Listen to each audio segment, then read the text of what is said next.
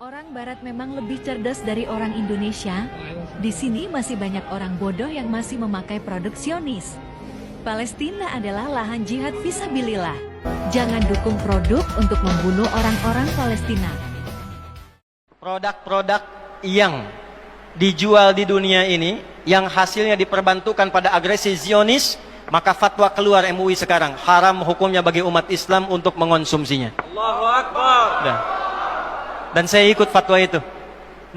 Bikin listnya, viralkan dari sekarang. List makanan-makanan, barang-barang semua yang dijual dari sana jangan konsumsi lagi, jangan beli lagi.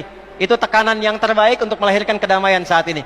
Kita tidak ingin ada rumah sakit, gereja, masjid dibom lagi, dihancurkan lagi. Caranya gampang, tekan semuanya sampai selesai. Karyawan Coca-Cola, Unilever, dan semua produk Israel yang kita boikot, ntar pada makan apa? Sebenarnya saya agak risih menjawab pertanyaan gak bermoral kayak gini. Kenapa saya sebut gak bermoral? Coba kalian bayangin.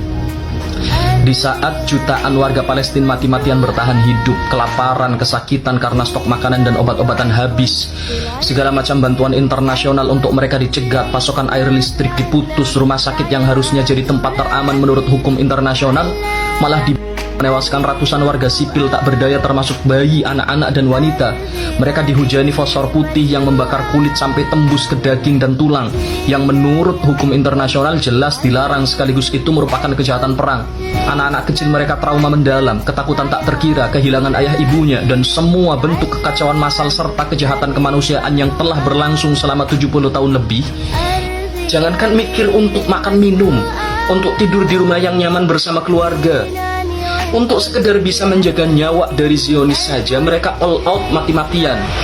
Nah, ini ada orang tidur di kasur yang nyaman, makan 3 kali sehari, kadang ke restoran sama keluarganya, bisa ketawa-ketawa nonton TV, bebas setiap hari scroll TikTok, nggak pernah sedikit pun ngerasain penderitaan mereka yang ditindas habis-habisan, dengan gampangnya berkomentar. Terus mereka yang kerja di Unilever dan produk-produk yang diboikot itu nanti makan apa? Ya makan nasi lah.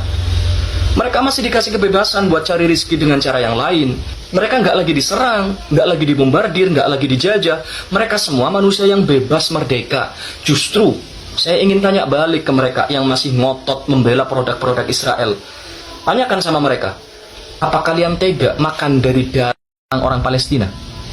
Apa kalian udah nggak punya hati sampai tega mencari rezeki dari produk-produk yang mendanai Israel buat ngebantu bayi? Terlebih untuk mereka yang muslim. Kalian tega? Ini sudah bukan urusan hukum halal haram lagi. Ini urusan kemanusiaan dan hati nurani.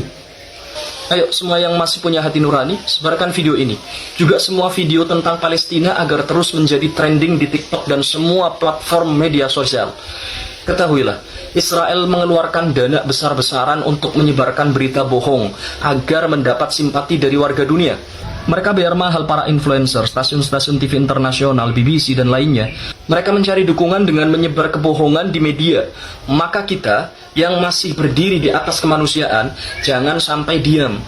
Media sosial sekarang jadi medan tempur antara kebenaran dan kebohongan. Jika kau diam, berarti kau rela kebohongan Zionis yang tersebar. Terus share, komen, like semua video tentang Palestina. Siapa tahu hal ini akan menjadi penebus dosa-dosa kita di internet dan media sosial selama ini. Teruskan perjuanganmu, kawan. Mereka yang di Palestina berjihad dengan fisik. Kita yang lemah di sini cukup berjihad dengan media, juga dengan memboikot semua produk-produk yang menyokong dana untuk Israel. Nasrun minallah wa fathun qarib. Lelah nggak sih mendukung Palestina? Ketika kita mulai bosan dan lelah dengan berita tentang Palestina, maka ingatlah bahwa dari pihak penjajah mereka tidak lelah. Mereka terus membantai, menggenosida.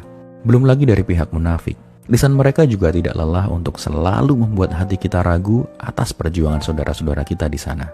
Bahkan, kita mendapatkan berita korban jiwa saudara-saudara kita di Palestina sudah mencapai lebih dari puluhan ribu jiwa. Mereka ada yang kehilangan anak, saudara, hingga orang tua. Pertanyaannya, apakah mereka tidak lebih lelah daripada kita? Mereka sangat-sangat lelah, mulai dari fisik, hati, dan juga emosi. Berbeda dengan diri kita di sini yang dalam kondisi aman, tentram, dan damai. Maka ketika kita sudah merasa lelah dalam membela Palestina, coba ingat-ingatlah hal tadi. Karena satu hal yang pasti, mungkin dunia menganggap Palestina itu terjajah. Tapi sesungguhnya kitalah yang terjajah. jika kita lelah menyuarakan kebenaran dan keberpihakan kepada Islam.